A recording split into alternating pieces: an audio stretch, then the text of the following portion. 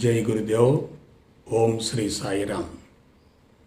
అనంత ప్రేమ స్వరూపులారా, నిన్న మీరు గురు సందేశంలో జీవుడు కరిగిపోవాలంటే అనే అంశానికి సంబంధించి పంచసూత్రాల్లో మొదటి సూత్రాన్ని గురించి తెలుసుకున్నారు. ఏమిటా మొదటి సూత్రం? సాధించవలసింది ఏమీ లేదు. ఈరోజు పంచసూత్రాల్లో మరొక సూత్రాన్ని గురించి మీరు తెలుసుకోబోతున్నారు. అదేమిటంటే సరిచేయవలసింది లేదు. సాధించవలసింది లేదు, సరిచేయవలసింది కూడా లేదు. వాస్తవానికి మానవ మేధస్సు అతి ప్రమాదకరమైంది. అది సమాచారంతోనే జీవితాన్ని ప్రారంభిస్తుంది. ఆ సమాచారానికి అనుగుణంగానే జీవితం కొనసాగుతుంది. జీవితం కొనసాగేటప్పుడు పాత కర్మలు కరిగిపోతూ ఉంటాయి, అదనంగా క్రొత్త కర్మలు చేరుతూ ఉంటాయి. క్రొత్త కర్మలు చేరుతున్నాయంటే కోరికలు కూడా పెరుగుతూ ఉంటాయి, సంకల్పాలు పెరుగుతూ ఉంటాయి, ఆశయాలు పెరుగుతూ ఉంటాయి, గమ్యాలు పెరుగుతూ ఉంటాయి, లక్ష్యాలు పెరుగుతూ ఉంటాయి, ప్రణాళికలు పెరుగుతూ ఉంటాయి, పథకాలు పెరుగుతూ ఉంటాయి. వీటన్నింటినీ నెరవేర్చుకోవటం కోసం కర్మలకు వెళుతూ ఉంటాం. అవి నెరవేరినా నెరవేరకపోయినా కర్మల మోతాదు మాత్రం పెరుగుతూ ఉంటుంది. కర్మల మోతాదు పెరుగుతుందంటే మనోభారం పెరుగుతుంది. మనోభారం పెరిగిందంటే శరీరం బలహీనపడుతుంది. శరీరం బలహీనపడిందంటే ఆయుష్ తగ్గిపోతుంది. దీర్ఘకాలిక రుగ్మతలు సంభవిస్తాయి. అశాంతి పెరుగుతుంది, అసంతృప్తి పెరుగుతుంది. జీవిత పరమార్థం నెరవేరే ప్రసక్తి లేదు. కాబట్టి సాధించాలి అనే భావన కానీ, సాధించలేకపోయాను అనే నిరుత్సాహం కానీ, నిస్పృహ కానీ, నిరాశ కానీ, నేనేదో సాధించాను అనేటటువంటి గర్వం కానీ, మదం కానీ అతి ప్రమాదకరం. జీవిత సత్యాలు తెలిసినటువంటి వ్యక్తులు ఎవరైనా ప్రపంచాన్ని మానసికంగా వదిలేస్తారు. జీవిత సత్యం తెలియనటువంటి వ్యక్తి ప్రపంచం మీద పంజా విసురుతూ ఉంటాడు. ప్రపంచంలో నిరంతరం పరుగులు తీస్తూ ఉంటాడు. ప్రపంచం నన్ను గుర్తించాలి అనుకుంటాడు. ప్రపంచవ్యాప్తంగా కీర్తి ప్రతిష్టలు, పేరు ప్రతిష్టలు రావాలనుకుంటారు. చనిపోయిన తర్వాత కూడా నన్ను ప్రపంచం తెలుసుకోవాలి అనుకుంటారు. చరిత్ర పుటల్లో చిరస్థాయిగా నిలిచిపోవాలని తపన పడుతూ ఉంటారు, ఆరాటపడుతూ ఉంటారు. అన్నింటికి మూలం ఏంటంటే మనసు, బుద్ధి రెండు. శారీరక మట్టం, ఇంద్రియ మట్టాలన్నీ కూడా ఒక స్థాయిలో ఉంటాయి. కానీ మనోబుద్ధి మట్టాలు చాలా ప్రమాదకరమైనవి. అవి మనిషిని విపరీతంగా రెచ్చగొడుతూ ఉంటాయి, ప్రోత్సహిస్తూ ఉంటాయి, ప్రేరేపిస్తూ ఉంటాయి. జీవితం ఎలా మొదలవుతుందో, ఎలా కొనసాగుతుందో, ఎలా అంతమవుతుందో తెలిసినటువంటి వ్యక్తులు జీవితానికి ఎక్కువగా ప్రాధాన్యతనివ్వరు. ఎప్పుడైతే జీవిత సత్యం తెలియదో అల్పమైన విషయాల గురించి ఆలోచిస్తూ ఉంటారు. జీవిత పరమార్థాన్ని గురించి ఆలోచించరు. జీవిత పరమార్థాన్ని గురించి ఆలోచించినటువంటి వ్యక్తి అంతిమంగా అసంతృప్తిగా, బలవంతంగా జీవితాన్ని ముగించవలసి వస్తుంది. జీవిత పరమార్థం తెలిసినటువంటి వ్యక్తులు జీవించి ఉండగానే అన్ని రకాల బంధాల నుండి సమూలంగా బయటపడగలుగుతారు. సంపూర్ణ స్వేచ్ఛతో జీవిస్తున్నప్పుడు మనిషి ఎలా ఉంటాడు? సాధించాలి అనే భావన కానీ, సాధించలేకపోయాను అనేటటువంటి నిరాశ కానీ, సాధించాను అనేటటువంటి భావనతో కానీ ఉండేటటువంటి వ్యక్తి ఎలా ఉంటాడు మీరు ఆలోచించండి. నువ్వు సాధించినా సాధించకపోయినా కాలచక్రం మాత్రం ఆగదు. సాధించాను అన్నప్పుడు కొంచెం తాత్కాలికంగా తృప్తి కలుగుతుంది, విజయ గర్వం ఉంటుంది. సాధించలేకపోయాను అనుకున్నప్పుడు అసంతృప్తి ఉంటుంది, నిరాశ నిస్పృహలు ఉంటాయి, అపజయం పాలయ్యనేటువంటి బాధ ఉంటుంది. కానీ అవన్నీ కూడా మనసు కల్పనలే, మనసుకు సంబంధించినటువంటి అంశాలే. మనసు భౌతిక ప్రపంచంతో విడరాని సంబంధం ఏర్పరచుకుంటుంది. భౌతిక ప్రపంచంతో బలీయమైనటువంటి సంబంధం ఉంటే ఆ వ్యక్తి సాధించాలనేటటువంటి తపనతో జీవితాన్ని కొనసాగిస్తూ ఉంటాడు. భౌతిక ప్రపంచం మాయ అని తెలిసినటువంటి వ్యక్తి ఎవరైనా దానిని మానసికంగా వదిలేస్తాడు. కాబట్టి మాయ, మనసు, బుద్ధి ఇవన్నీ కూడా భౌతిక ప్రపంచంతో విడరాని సంబంధం ఏర్పరచుకుంటాయి. భౌతిక ప్రపంచాన్ని గురించి ఆలోచించడం అంటే అదనంగా సంస్కారాల మోతాదును పెంచుకోవటమే, సంస్కారాల మూటను పెంచుకోవటమే. సంస్కారాల మోతాదు పెరుగుతుందంటే మనిషి బంధాలను పెంచుకుంటున్నట్లే. బంధాలను పెంచుకునే దిశగా జీవితం కొనసాగుతూ కళ్ళు మూసుకుని సాధన చేసిన ఎటువంటి ఫలితము, ప్రయోజనం ఉండదు. మరొక కీలకమైన విషయం చెప్తాను. సాధనలో కళ్ళు మూసుకొని ఉన్నప్పుడు తప్పనిసరిగా ప్రణాళికలు, పథకాలు విపరీతంగా గుర్తుకొస్తూ ఉంటాయి. గతం గుర్తుకొస్తూ ఉంటుంది. దానికి అనుగుణంగా ప్రణాళికలు, పథకాలు తయారవుతూ ఉంటాయి. ఆ ప్రణాళికలు, పథకాలు నెరవేర్చుకోవటం కోసం బలీయమైనటువంటి నిర్ణయాలు తీసుకోవటం జరుగుతుంది. గతంలో ఏదో కోల్పోయాను, పోగొట్టుకున్న దాన్ని మరలా తిరిగి పొందాలనేటటువంటి బలమైనటువంటి నిర్ణయాలు సాధనలో ఉన్నప్పుడు తీసుకొని వాటిని నెరవేర్చుకోవటం కోసం బయటకు వచ్చిన తర్వాత తమ శక్తియుక్తులన్నింటినీ విపరీతంగా వెచ్చిస్తూ ఉంటారు. సమాధి అంటే, సాధన అంటే ఆలోచనల మోతాదు తగ్గించుకోవటం తప్ప పెంచుకోవటం కానే కాదు. కానీ కళ్ళు మూసుకొని కూర్చొని ప్రణాళికలు, పథకాలు, అనేక రకాల కార్యక్రమాలను నిర్ణయించుకుంటూ ఉంటే అది సమాధి ఎలా అవుతుంది? వ్యాధి అవుతుంది కదా. కాబట్టి నేను మరొకసారి చెప్తున్నాను, దైనందిన జీవితం మారకుండా, జీవన సరళి మారకుండా, జీవన శైలి మారకుండా, ఆలోచన విధానం మారకుండా సాధన కొనసాగించడం అతి ప్రమాదకరం. జీవితాన్ని గురించి సరైనటువంటి అవగాహన ఉన్నటువంటి వ్యక్తులు దైనందిన జీవితాన్ని ప్రశాంతంగా కొనసాగించే విధంగా ప్రణాళికలు, పథకాలు వేసుకుంటారు. అటువంటి వాళ్లకు దైనందిన జీవితంలో ఎటువంటి సమస్యలు ఉండవు కాబట్టి, ఎటువంటి అసంతృప్తి ఉండదు కాబట్టి, ఎటువంటి లోటు ఉండదు కాబట్టి, ఏదో పోగొట్టుకున్నాను అనేటటువంటి భావన ఉండదు కాబట్టి కళ్ళు మూసుకున్న అదే తరహా సాధన కొనసాగుతుంది. కళ్ళు తెరిచి ఉంటే భౌతిక ప్రపంచంలో పూర్తిగా నిమగ్నం అవుతాం.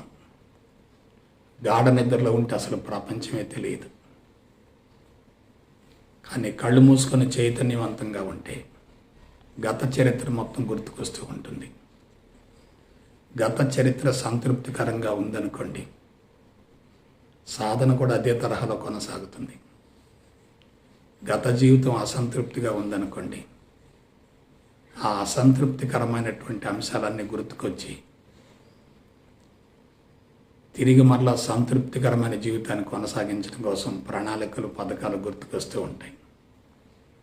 ఆ విధంగా సాధనలో కూర్చొని బలీయమైనటువంటి నిర్ణయాలు తీసుకొని వాటిని నెరవేర్చుకోవటం కోసం పరుగులు తీస్తూ ఉంటారు.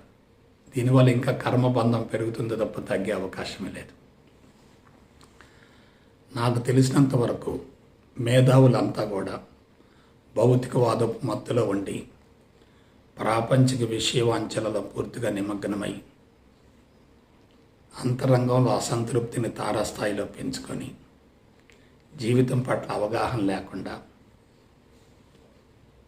భౌతిక ప్రపంచంలో విజయవంతం కావటమే జీవిత పరమార్థం అనేటటువంటి భావనతోటి సమూలంగా గాడి తప్పి జీవిస్తున్నారు.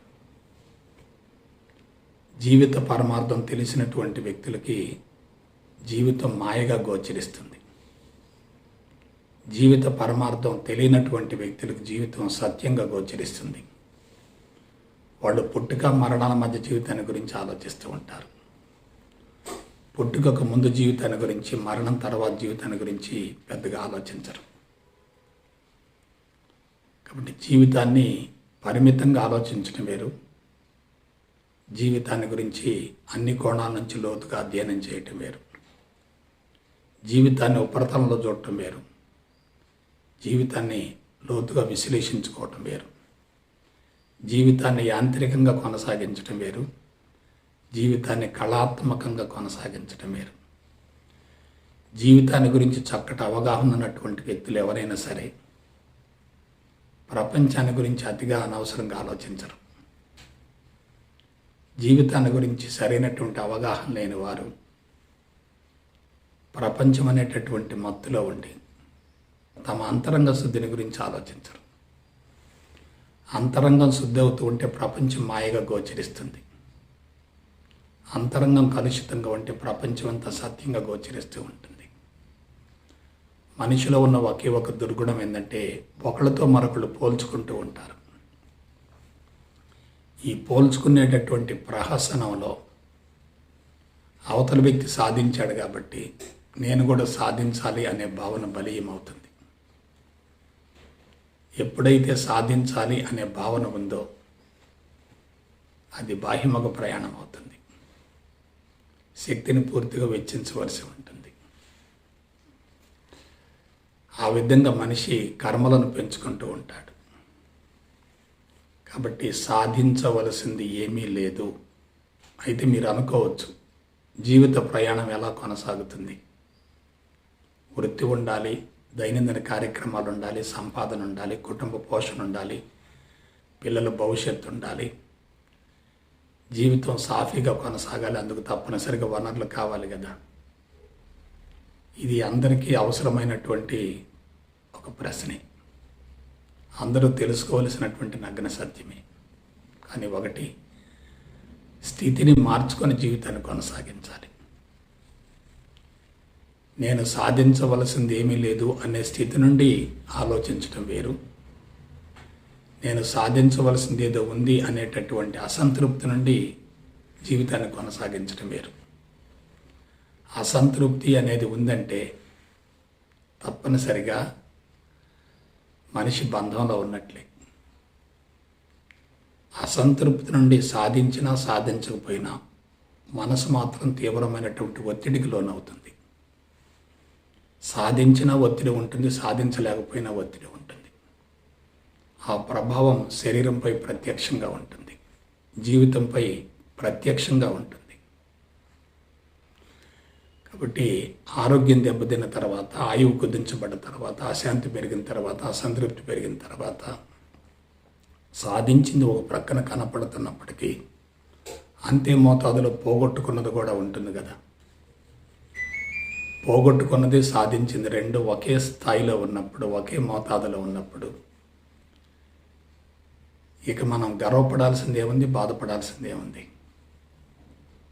గర్వపడవలసింది లేదు, బాధపడవలసింది కూడా లేదు.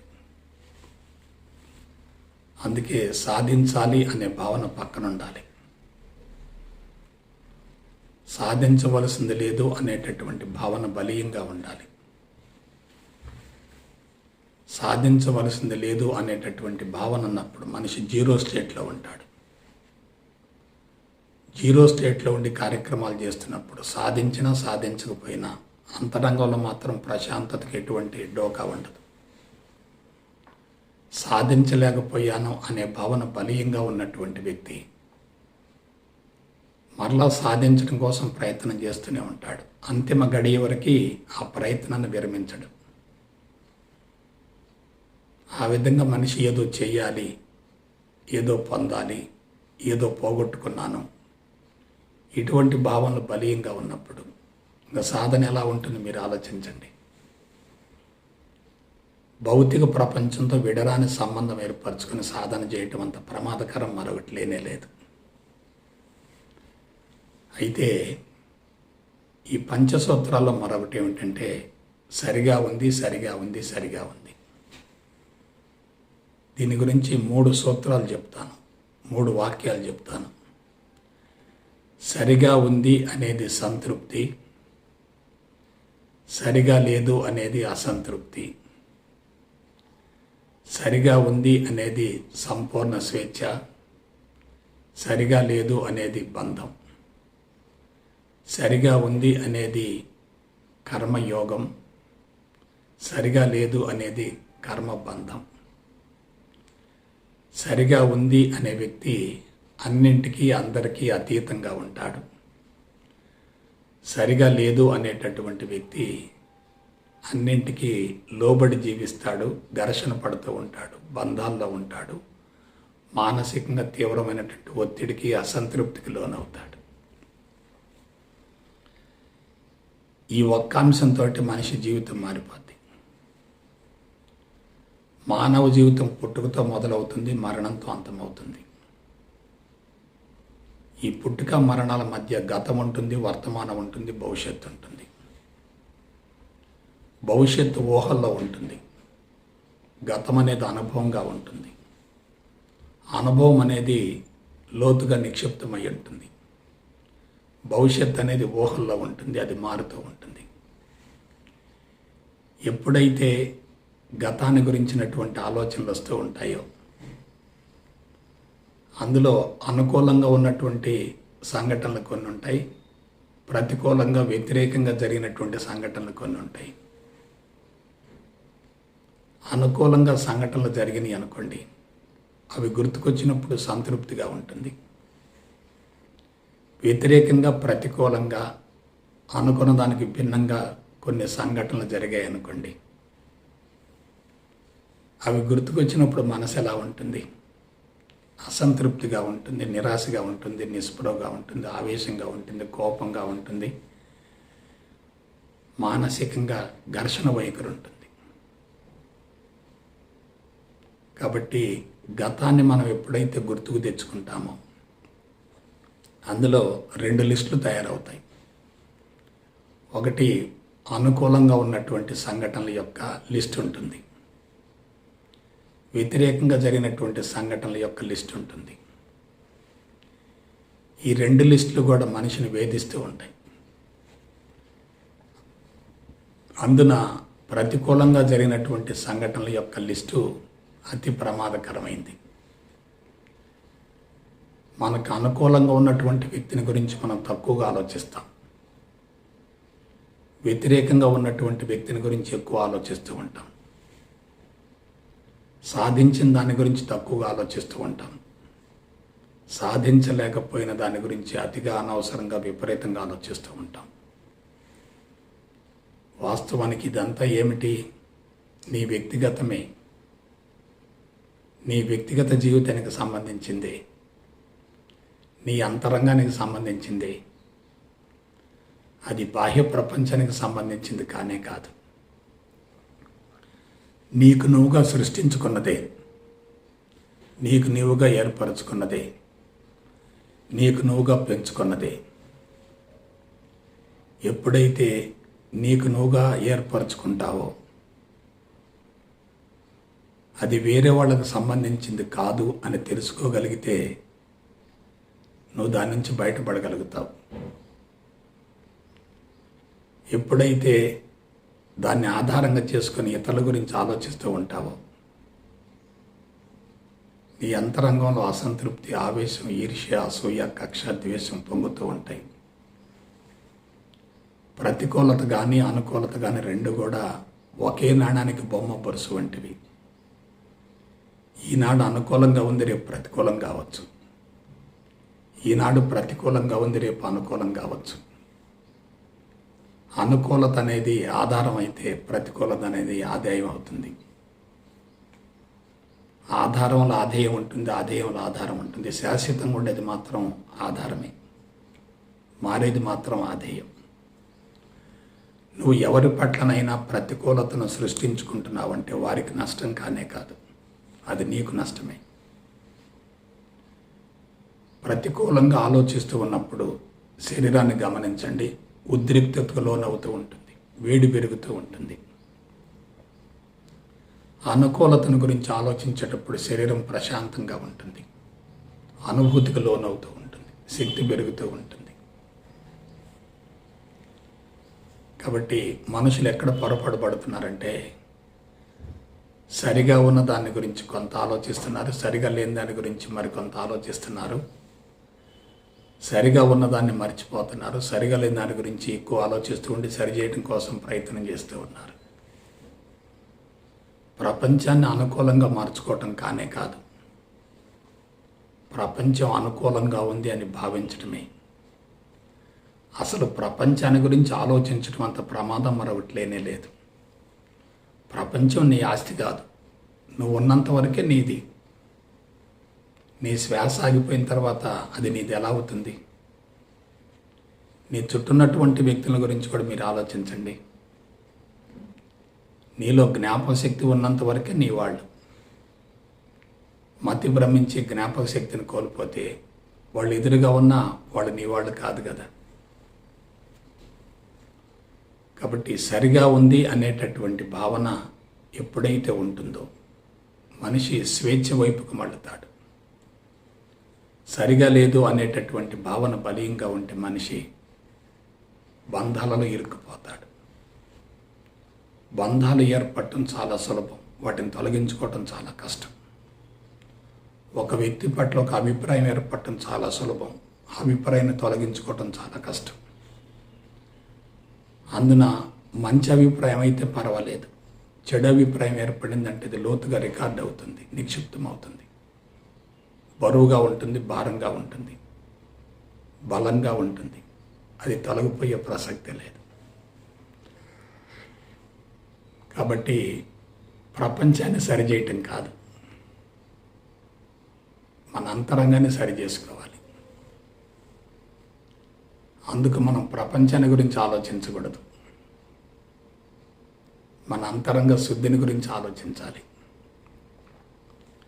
సాధన అంటే ఏమీ లేదు, ప్రపంచాన్ని సరిచేయవలసినటువంటి అవసరం లేదు, ప్రపంచంలో నేను సాధించవలసిందంటూ ఏమీ లేదు అనే భావనని దృఢపరచుకొని దైనందిన జీవితంలో దాన్ని అన్వయించుకుంటూ ఉండి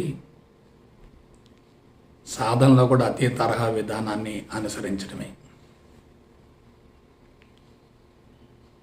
నిశ్శబ్దంగా ఉండాలి అనే భావంతో సాధనలో కూర్చున్నాం అనుకోండి, ఏ చిన్న శబ్దమైనా నీకు తలనొప్పి వస్తుంది. చుట్టూ ప్రశాంతమైనటువంటి వాతావరణం ఉండాలి అని ఆశించామనుకోండి, అందుకు భిన్నంగా ఏమైనా జరిగితే మనసు కలత చెందుతుంది. నా జీవితం సక్రమంగా కొనసాగాలనేటటువంటి భావన బలీయంగా ఉందనుకోండి, జీవితంలో ఏమాత్రం అపశృతి జరిగినా అది ప్రమాదకరంగా మారుతుంది. కాబట్టి ఇవన్నీ కూడా చాలా సూక్ష్మమైనటువంటి అంశాలు, మనసుకు సంబంధించినవి. వీటిని గురించి అవగాహన ఉన్న తర్వాత సాధన కొనసాగించేటట్లయితే సాధన ఒక ఆట అవుతుంది. మరొక విషయం ఏంటంటే, మనం కళ్ళు తెరిచి ఉన్నప్పుడు భౌతిక ప్రపంచాన్ని చూస్తూ ఉంటాం, మన జీవితాన్ని గురించి పెద్దగా ఆలోచించం. నిద్రపోతున్నప్పుడు భౌతిక ప్రపంచానికి సంబంధించిన సమాచారం ఉండదు, మన జీవితానికి సంబంధించిన సమాచారం కూడా ఉండదు. కానీ సాధనలో ఉండి చైతన్యవంతంగా, చురుగ్గా, సంపూర్ణ గమనంలో ఉండి వెన్నెముక నిటారుగా ఉంచుకొని కూర్చున్నప్పుడు లోపల నుంచి కుప్పలు కుప్పలుగా, తెరల తెరలుగా, కట్టలు కట్టలుగా ఆలోచనలు వస్తూ ఉంటాయి.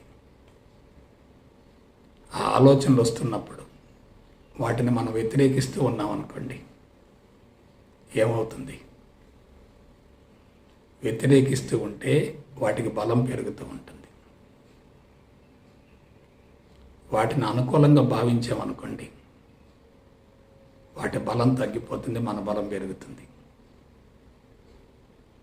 దేన్నైనా స్వీకరిస్తే శక్తి పెరుగుతుంది, వ్యతిరేకిస్తూ ఉంటే శక్తి హరించుకుపోతుంది. ఇవాళ మానవ జీవితాన్ని మీరు గమనించండి, నెగిటివ్ ఎక్కువగా ఉంది, పాజిటివ్ తక్కువగా ఉంది. నెగిటివ్ ఎక్కువగా ఉండి పాజిటివ్ తక్కువగా ఉన్నప్పుడు కళ్ళు మూసుకోగానే నెగిటివే ఎక్కువగా గుర్తుకొస్తూ ఉంటుంది. ఆ నెగిటివ్ని ఎదుర్కొనేటటువంటి పాజిటివ్ తక్కువగా ఉంది కాబట్టి నెగిటివ్ డామినేట్ చేస్తుంది. నెగిటివ్ గుర్తుకొచ్చినప్పుడు అనీజీగా ఉంటుంది, అసౌకర్యంగా ఉంటుంది.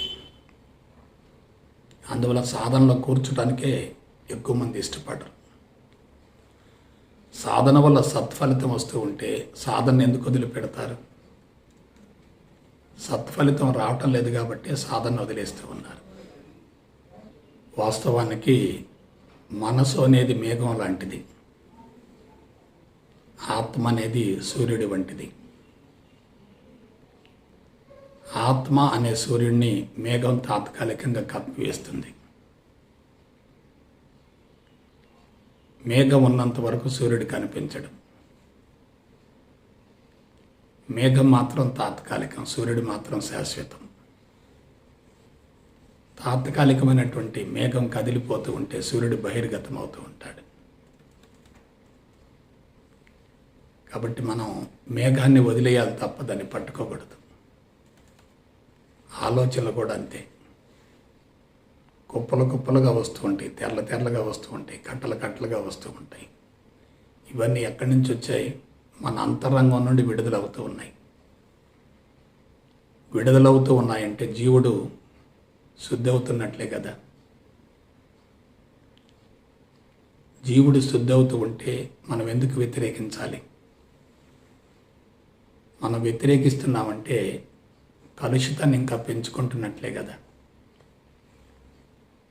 అందుకే దైనందిన జీవితాన్ని గురించినటువంటి అవగాహన ఉంటేనే సాధన సులభతరం అవుతుంది. అసంతృప్తి, అపజయాలు, ఓటములు, వైఫల్యాలు, తీవ్రమైనటువంటి మానసిక గాయాల నుండి ఆధ్యాత్మిక మార్గంలో ప్రవేశించి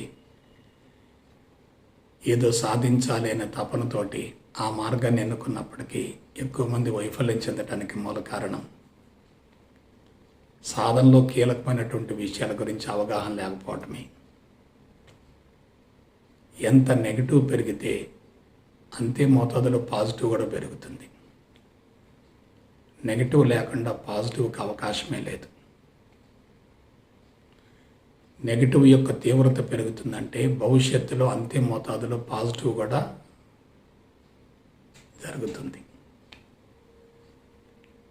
నాకు తెలిసినంతవరకు పాజిటివ్ కన్నా నెగిటివ్ ద్వారానే మనిషికి అనుభవం వస్తుంది. నెగిటివ్ పెరుగుతుంటేనే అహంకారం కరిగిపోతుంది, పరివర్తన పశ్చాత్తాపం కలుగుతాయి, జీవిత సత్యాలు తెలుస్తాయి, జీవితాన్ని సక్రమైన పంథాలోనికి కొనసాగించుకునే అవకాశం ఏర్పడుతుంది. నెగిటివ్ అనేది ప్రతి వ్యక్తికి వరమే తప్ప శాపం కానే కాదు. ప్రతికూలత ఉంటేనే మన అంతరంగాన్ని మనం కంట్రోల్ చేసుకోగలుగుతాం. మిత్రుడు ప్రత్యక్షంగా మేలు చేయవచ్చు, కానీ శత్రువు మాత్రం పరోక్షంగా మేలు చేస్తాడు. నాకు తెలిసినంత వరకు మిత్రుడి కన్నా శత్రువే మనిషికి ఉపయోగపడతాడు. మహోన్నతంగా ఎదిగినటువంటి వ్యక్తుల జీవితాన్ని మీరు జాగ్రత్తగా పరిశీలించండి, విశ్లేషించండి. మొదటి అర్ధభాగంలో ఎవరైతే కష్టాలు, నష్టాలు, బాధలు, ఇబ్బందులు, అవమానాలు, అపజయాలని ఎదుర్కొంటారో రెండవ అర్ధభాగంలో వాళ్ళు విశ్రాంతిని పొందుతారు, ప్రశాంతంగా ఉంటారు, సంతృప్తికరమైన జీవితాన్ని కొనసాగించి అదేవిధంగా జీవితాన్ని ముగిస్తారు. అసలు నెగిటివ్ అనేది ఎక్కడుంది? అది మనకు మనంగా సృష్టించుకుందేగా. మనకు నెగిటివ్ అనుకున్నది మరొకరికి పాజిటివ్ కావచ్చుగా, మనకు మంచి అనుకున్నది మరొకరికి చెడు కావచ్చుగా. ఒక విషయాన్ని 20 మంది చూస్తున్నారు, ఒక సంఘటనను 20 మంది పరిశీలించారు. 20 మంది ఒకే రకమైనటువంటి అభిప్రాయాన్ని వెల్లడించడం లేదు కదా. వారి వారి అంతరంగ సంస్కారాలను బట్టి వాళ్ళ అభిప్రాయాన్ని తెలియజేస్తున్నారు. అక్కడ సంఘటన ఒక్కటే, అభిప్రాయాలు మాత్రం 20 రకాలుగా ఉన్నాయి. అందుకు మూల కారణం ఏంటి? అవన్నీ వారి వ్యక్తిగత జీవితానికి సంబంధించినవి. అవి వాస్తవం కానే కాదు. అందరూ వారి వారి అంతరంగ సంస్కారాల స్వభావాన్ని బట్టి ఆ విధంగా వ్యక్తీకరించారు. అసలు సంస్కారాలే మాయ అనుకుంటే అభిప్రాయం కూడా మాయే కదా. జీవితమే మాయ అనుకుంటే జీవితానికి సంబంధించిన సమాచారం అంతా మాయే కదా. సమాజమే మాయ అనుకుంటే సమాజం అందరి వ్యక్తులు సంఘటనలు అన్నీ కూడా మాయకు సంబంధించినవే కదా. కాబట్టి జ్ఞాని ప్రతికూలతను అనుకూలతను రెండింటినీ మాయగా భావించి వదిలేస్తాడు. అజ్ఞాని ప్రతికూలతను వ్యతిరేకిస్తూ ఉంటాడు, అనుకూలతను కోరుకుంటూ ఉంటాడు. పాజిటివ్ను ఆశిస్తూ ఉంటాడు, నెగిటివ్ను వ్యతిరేకిస్తూ ఉంటాడు. రెండూ ప్రమాదకరమే. కాబట్టి ఆశించటం బంధం అవుతుంది, వ్యతిరేకించడం కూడా బంధం అవుతుంది. కాబట్టి సరిగా ఉంది అనే భావంతో సాధన కొనసాగిస్తే ఎలా ఉంటుంది? సరిగా లేదు అనే అసంతృప్తితో, లేమిడితో, కొరతతో, అసహనంతో సాధన కొనసాగిస్తే ఎలా ఉంటుంది? అసహనం అనేది అతి ప్రమాదకరమైంది. అసంతృప్తి అనేది అతి ప్రమాదకరమైనటువంటి రజోగుణ సంబంధమైన అవలక్షణం. రజోగుణం ఎక్కువగా ఉన్న వాళ్ళకే సమస్యలు వస్తూ ఉంటాయి. ఆ సమస్యల పరిష్కారం కోసమే ఆధ్యాత్మిక మార్గాన్ని ఎన్నుకుంటూ ఉంటారు. అటువంటి సమస్యల పరిష్కారం కావాలంటే సాధనలో పట్టు దొరకాలి.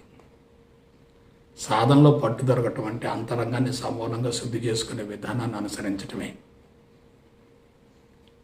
అంతరంగం సమూలంగా శుద్ధి కావాలంటే పాజిటివ్ను, నెగిటివ్ను, మంచిని, చెడును, లాభాన్ని, నష్టాన్ని, విజయాన్ని, అపజయాన్ని అన్నింటిని కూడా మాయగా భావించగలగటమే. ఎందువల్ల మనసే మాయ. ఆ మనసుకు సంబంధించిన సమాచారం ఏదైనా, ఎటువంటిదైనా మాయ. మనసుకు సంబంధించిన సమాచారం అంతా భౌతిక ప్రపంచానికి సంబంధించింది. భౌతిక ప్రపంచం శాశ్వతం కానే కాదు. భౌతిక ప్రపంచం శాశ్వతం కానప్పుడు, మాయకు ప్రతిరూపమైనప్పుడు దానికి సంబంధించిన సమాచారం మొత్తం మాయకు ప్రతిరూపమే కదా. కాబట్టి సాధన కుదరట్లేదు అనే ఫిర్యాదులు వస్తున్నాయంటే దానికి మూల కారణం సాధనకు సంబంధించినటువంటి సాంకేతిక పరమైనటువంటి అంశాల గురించి అవగాహన లేకపోవటమే. సాధించవలసింది ఉంది అనే భావన కానీ, సరిచేయాలి అనేటటువంటి భావన కానీ రెండు కూడా అసంతృప్తికి చిహ్నాలే. అసంతృప్తి ఉండి సాధన చేయటం చాలా ప్రమాదకరం. కాబట్టి ఒకే ఒక మాట చెప్తున్నాను, ప్రపంచంలో నీవు నేను సరిచేయవలసింది ఏమీ లేదు. ప్రపంచం సరిగానే ఉంది. ప్రపంచంలో జరిగేటటువంటి దుష్పరిణామాలన్నీ కూడా ఒక రకంగా పురోగమనంలో ఒక భాగమే. కారణం ఏంటి? భూమండలం మొత్తంలో ఒక మానవుడిలో మాత్రమే అసంతృప్తి ఉంది. మిగతా ఏ జాతిలో కూడా అసంతృప్తి లేదు. అసంతృప్తిగా ఉన్నటువంటి వ్యక్తులే ప్రతికూలతను పెంచుకొని అనుకూలంగా మార్చుకోవటం కోసం సరిచేయాలనేటటువంటి తపనతోటి కర్మబంధంలో ఇరుక్కుంటారు. అసంతృప్తిగా ఉండి కర్మలు చేసే వాళ్ళంతా కూడా కర్మ బంధాన్ని పెంచుకుంటారు, కర్మల మూటను పెంచుకుంటారు, జీవితాన్ని దుర్వినియోగపరుచుకుంటారు. కాబట్టి జాగ్రత్తగా ఆలోచించండి. ఎవరు సరికారు, ఎవరిని సరిచేయవలసిన అవసరం లేదు. వాళ్ళ జీవితం వాళ్ళ చేతిలో ఉంది, మన జీవితం మన చేతిలో ఉంది. వాళ్ళ జీవితాన్ని మన చేతిలోకి తీసుకుంటే ఎట్లా? మన జీవితం మీదనే మనకి నియంత్రణ లేనప్పుడు ఇతర జీవితాన్ని మనం ఎలా నియంత్రించగలుగుతాం? మన జీవితాన్ని గురించి మనకు అవగాహన లేనప్పుడు ఇతర జీవితాల గురించి మనకు అవగాహన ఎలా ఉంటుంది? మన పరిధిలో ఉన్న మన జీవితాన్ని మనం సరి చేసుకోలేకపోతే ఇతర జీవితాన్ని మనం ఎలా సరి చేస్తాం? పైగా వాళ్ళకి మనకేమి సంబంధం? వాళ్ళేమి మన ప్రాపర్టీ కాదే, మన ఆస్తి కాదే. వాళ్ళు మారకపోతే మనకు పోయే నష్టం ఏంటి? వాళ్ళు మారితే మనకు వనగొడే ప్రయోజనం ఏమిటి? వాళ్ళు మారలేదని మనం ఎందుకు బాధపడాలి? వాళ్ళని బలవంతంగా మన వైపుకి ఎందుకు తిప్పుకోవాలి? మన భావాన్ని బలవంతంగా వాళ్ళ మీద ఎందుకు ప్రయోగించాలి? మనం ఎప్పుడైతే వాళ్ళని మనవాళ్ళగా భావిస్తున్నామో అక్కడే బంధాల్లో ఉన్నాం. వాళ్ళు చెడిపోతున్నారు అనుకుంటున్నాం, కానీ వాళ్ళు చెడిపోతున్నామనే విషయాన్ని వాళ్ళు గ్రహించేంత వరకు నిన్ను వ్యతిరేకిస్తూనే ఉంటారు. చెడిపోతున్నాము అని వాళ్ళంతటా వాళ్ళు తెలుసుకోగలిగితే వాళ్ళు నీ వైపుకు చూస్తారు. నీ వైపుకు చూస్తున్నప్పుడు నీ మాటలను స్వీకరిస్తారు. నిన్ను వ్యతిరేకిస్తున్నప్పుడు వాళ్ళు నీ మాటలను స్వీకరించరు. నీ మీద కూడా వ్యతిరేకతను పెంచుకుంటారు. అందువల్ల వ్యక్తులను సరిచేయటం కాదు, ప్రపంచాన్ని సరిచేయటం కాదు, మన అంతరంగాన్ని మనం సరి చేసుకోవాలి. సరిగా ఉంది అనుకునేటటువంటి వ్యక్తి నిండు కుండలా ఉంటాడు. అతని మాటలకి విలువ ఉంటుంది. అతని అనుభవసారాన్ని ప్రపంచానికి పంచగలుగుతాడు. అతను చెప్పే ప్రతి మాటకి తప్పనిసరిగా ప్రతిస్పందన వస్తుంది. సరిగా లేదు అనే భావంతో ప్రపంచంలోకి వెళ్ళి ప్రపంచాన్ని సరిచేయాలనేటటువంటి భావంతో ప్రయత్నించే వ్యక్తికి ప్రపంచం నుండి ప్రతిచర్య ఎదురవుతుంది, ప్రతి ఘటన ఎదురవుతుంది, వ్యతిరేకత పెరుగుతుంది. ఎందువల్ల స్థితి సరిగా లేకుండా ప్రపంచాన్ని సరిచేయాలనుకుంటున్నాడు. స్థితి సరిగా ఉంది అనుకున్న వ్యక్తి ఎలా ఉంటాడు? స్థితి సరిగా లేదు అనుకునే వ్యక్తి ఎలా ఉంటాడు? స్థితి సరిగా ఉంది అనుకున్నప్పుడు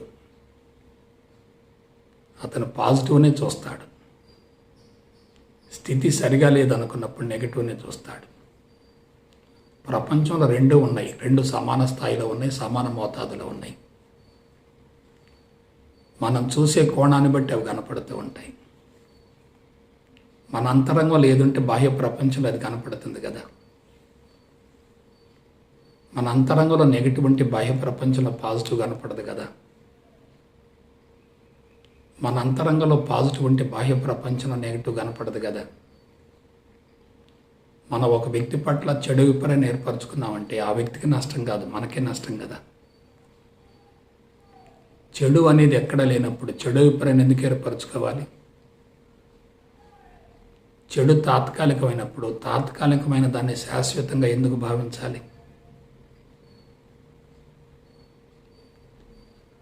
కాబట్టి ప్రతికూలత అనేది మనకు మనంగా సృష్టించుకున్నదే తప్ప అక్కడ ఉన్నది కాదు. సరిగా లేదు అనేది కూడా మనం చూసే కోణాన్ని బట్టి కనపడుతుంది తప్ప అక్కడ వాస్తవం కాదు. సరిగా లేదు అనే కోణంలో చూస్తూ మనం సరిచేయడానికి వెళుతున్నామంటే మనల్ని గురించి మనం ఆలోచించుకోవటం లేదు, ధ్యానంలో ఉండలేదు, పరధ్యానాన్ని పెంచుకుంటున్నాం. పరధ్యానాన్ని పెంచుకుంటే శక్తి హరించుకుపోతుంది కదా. గత 25,000 సంవత్సరాల నాగరికత పరిణామంలో మనిషి పోగొట్టుకున్నది ఏందో మీరు జాగ్రత్తగా ఆలోచించండి.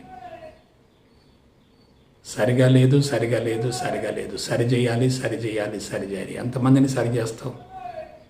ఎంతకాలం సరి చేస్తావు? ఆలోచించు. సరి చేసిన వాళ్ళంతా ఏమైపోయారు? చరిత్రహీనులుగా మిగిలిపోయారు. అసంతృప్తిగా జీవితాన్ని కొనసాగించారు. ఎందుకంటే ఒక వ్యక్తిని మార్చడం అనేది మన చేతిలో లేదు. ప్రతి వ్యక్తికి నిర్దిష్టమైనటువంటి మూల నిర్మాణం ఉంటుంది. భావాలు ఉంటాయి, అభిప్రాయాలు ఉంటాయి, రుచులు ఉంటాయి, అభిరుచులు ఉంటాయి, అలవాట్లు ఉంటాయి, ఆహార విహారాలు ఉంటాయి, సిద్ధాంతాలు ఉంటాయి, సొంత ప్రపంచం ఉంటుంది. ఆ ప్రపంచమే అతనికి ఆస్తి అవుతుంది.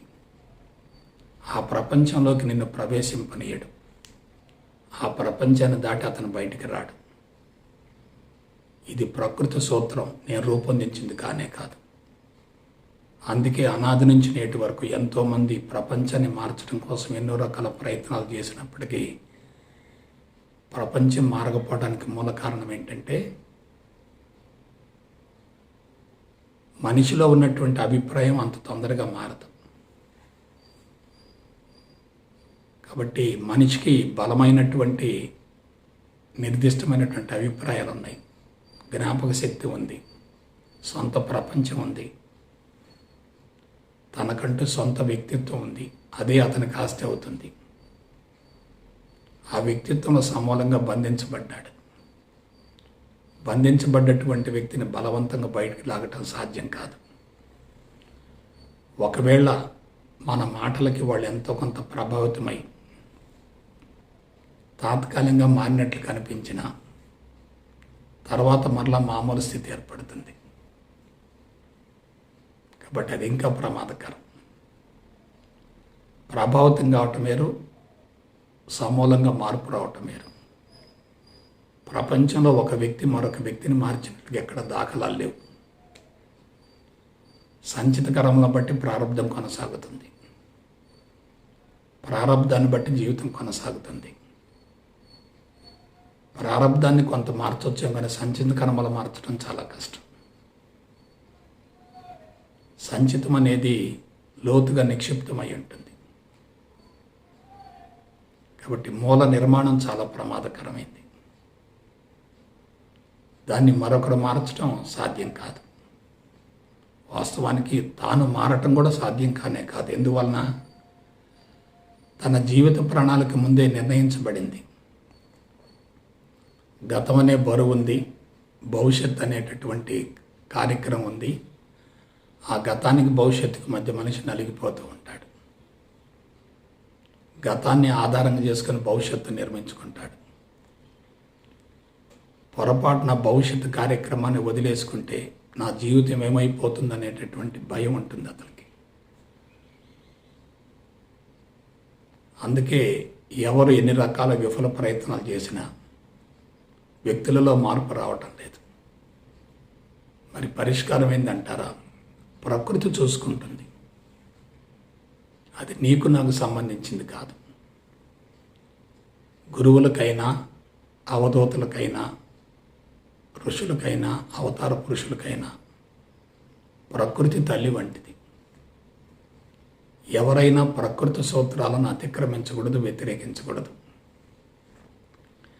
వాటికి అనుగుణంగానే జీవితాన్ని కొనసాగిస్తూ ఉండాలి.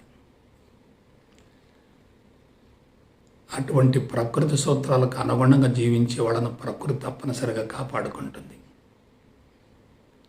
ప్రకృతి సూత్రాలకు వ్యతిరేకంగా జీవించే వాళ్ళని ప్రకృతి తప్పనిసరిగా శిక్షిస్తుంది. కాబట్టి ప్రకృతి చేసేటటువంటి పనిని నువ్వు చేయాల్సిన పని లేదు. ఒకవేళ నువ్వేదన్నా ప్రయత్నం చేసినా నీ ప్రయత్నం నామమాత్రంగా మిగిలిపోతుంది తప్ప ఎటువంటి ఫలితం రాదు. మరి ఎందుకు సరిచేయాలి?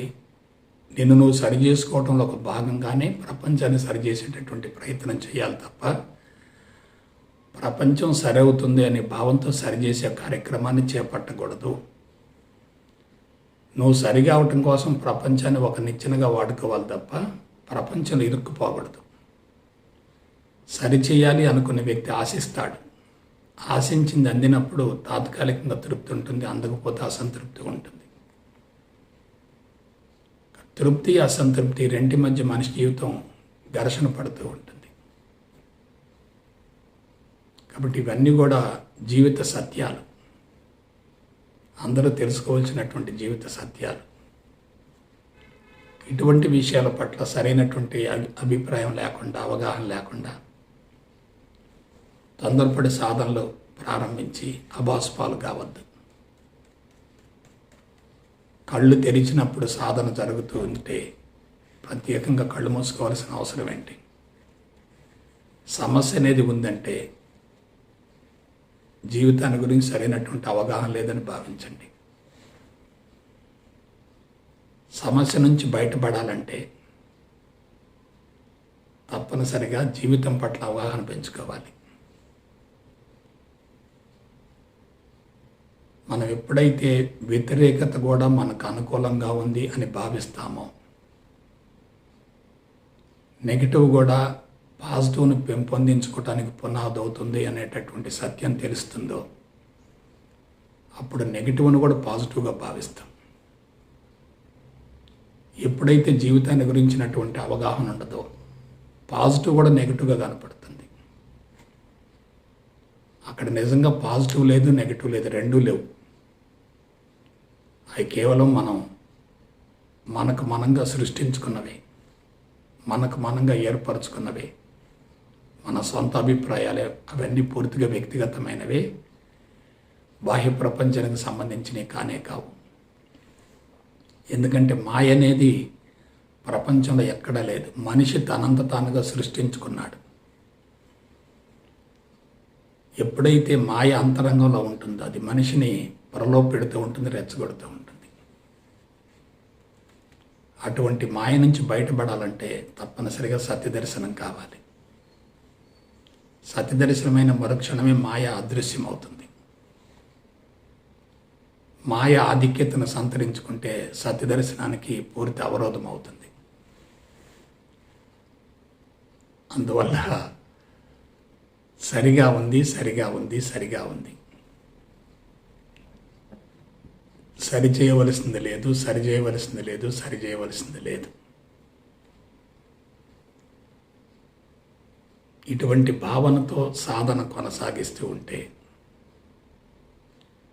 సరిగా ఉన్నది కొంత, సరిగా లేనిది కొంత అనే రెండు భాగాలు కనిపించవు. అంతా సరిగా ఉంది అనేది కనిపిస్తుంది. ఆ స్థితిలో సాధన కొనసాగితే బయటకు వచ్చిన తర్వాత కూడా అదే తరహా జీవితం కొనసాగుతుంది. కాబట్టి ప్రశాంతమైన జీవితాన్ని కొనసాగించడానికి సాధన ఒక పునాదిగా ఉపయోగపడాలి తప్ప సాధన వల్ల జీవితం అసంతృప్తికి లోను కాకూడదు. కాబట్టి సరిగా ఉంది అనే భావనను పెంపొందించుకొని ప్రపంచాన్ని సరిచేయవలసినటువంటి అవసరం లేదు అనేటటువంటి విషయాన్ని అనుభవంలోకి పొంది జీవిత పరమార్థం నెరవేర్చుకుంటారని మనసా వాచ కర్మణ కోరుకుంటూ సెలవు తీసుకుంటా. జై గురుదేవ్, జై గురుదేవ్, జై గురుదేవ్.